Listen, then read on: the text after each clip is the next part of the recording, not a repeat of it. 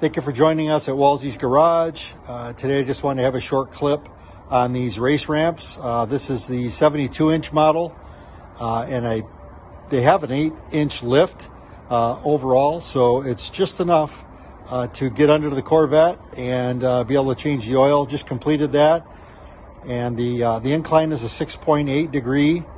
I know a lot of folks are buying the 67-inch models and then having to go spend more money to get the extenders, and then before you know it, you're over 80 inches. But in this case, overall length is 72. The lift is 8 inches. There's a 12-foot wide ramp, so you can get really most vehicles on with very little effort to get up the incline. For those with manual transmissions, you're not trying to guess where that front stop is. I mean, you could feel it without being into the gas too heavy to get up the ramp. So anyway, I just wanted to offer this to you. If you're considering race ramps, which I highly encourage, I do have a lift, but with the vehicle being so low and just to do a simple oil change, nothing worked better for me.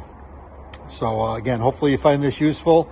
If you do, please like and subscribe, and we'll be back with some more content very soon. Thank you.